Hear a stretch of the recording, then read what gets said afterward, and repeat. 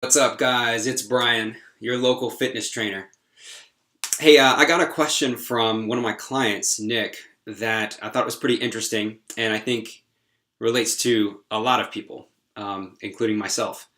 And I wanted to answer that question on video because I think other people would really find it useful. So the question is, how do I stop making excuses around the gym?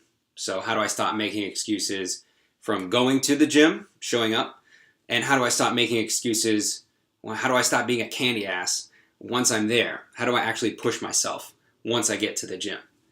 And I think that this is something that a lot of people struggle with around this time frame, right? Around February, when the New Year's resolution mentality kind of wears off. When trying harder and punching yourself in the face and sniffing salts and going to the gym doesn't really work anymore. Um, so I think there's three key things to look at when evaluating why you're making excuses and how to fix it, right? How to just show up consistently and never have to really make excuses again. And to really bust your ass when you're at the gym, because it's not supposed to be easy. It's supposed to be hard work. So first thing to look at, is your workout regimen convenient? Are your workouts convenient? Some people are surprised when I say convenient because they think the answer is going to be like work harder, try harder. But in reality, we're lazy, right? Whether or not you want to believe it, we are lazy beings. We are evolved to be to save as much energy as possible. So we need to make our workouts as convenient as possible for us. So how do we do that? Choose a gym that's closest to you. I'm super lazy and I just go to the gym at work. I just walk like 30 feet and go to the gym in the middle of the day, and I bust my ass to rearrange my schedule so that I can go at that time because it's most convenient for me. And I know I'm going to show up consistently when it's like that. Most people, some people don't have that option. It's like, well, what do I do then? You have either before work, during lunch, or after work. So one of those times, look at those and see if it's optimal. If you're not a morning person, don't try to force yourself to be a morning person. If you have more energy in the evening and you enjoy it more in the evening, then do that. Or, other way around. Whatever works best for you. Make it as convenient as possible. Also make your physical environment convenient. Is your gym bag packed already?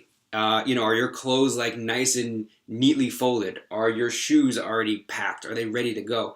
Or are you making it hard on yourself? Do you have to dig for these kinds of things? Do you have to go back and like reorganize and find what like the physical things that you need before you go to the gym? That's just going to be another excuse for you to not show up. Don't even give it to yourself. And also, your calendar, is that up to date? Is your kind of your virtual space or your time space already allotted for that? Or are you having to kind of like schedule things in your head and multitask and figure out when you have time for the gym, when it's gym time? So make it as convenient as possible. 2, make it as enjoyable and challenging as possible. Mainly enjoyable, okay? When I was a CrossFit coach, and going to any CrossFit gym now, there's going to be people busting their asses, right? Doing like grueling workouts that totally suck, or like a spin class or something like that. Who's going to like really push themselves by themselves that hard? Very few people, unless you're like a total weirdo or a masochist. So make sure that your workout regimen is enjoyable. Your people in CrossFit are able to push themselves so hard because they enjoy being there. They enjoy the structure of the workouts. They enjoy the challenge. They enjoy like the scorekeeping and things like that. So I'm not saying you have to do CrossFit, but make sure that your workout regimen is somewhat enjoyable like that. Like kind of like that CrossFit sort of mentality. And lastly, is your workout regimen flexible, right? Is it flexible in how many days you have per week, right? If you think you're going to do like 6 or 7 days per week or do like 2 a days that often, unless your full-time job is to work out at the time, it's not going to happen. And also, are your individual sessions flexible enough? So what that means is like, do you have certain lifts that are non-negotiable or certain things that are non-negotiable and other things that are maybe like bonus points. So, for example, if I don't do arm curls at the very end because I'm tired, it really won't be that big of a deal if I already maxed out on weighted chin-ups, for example. It's not going to matter. I'm already smoked. I've eaten my dinner before I had my dessert, if you will. So if you have that main course already set up there, it really won't be that big of a deal if you miss one or two movements, or if you're running short on time and you got to leave. Or you can make up for it to the next session. It's really not that big of a deal.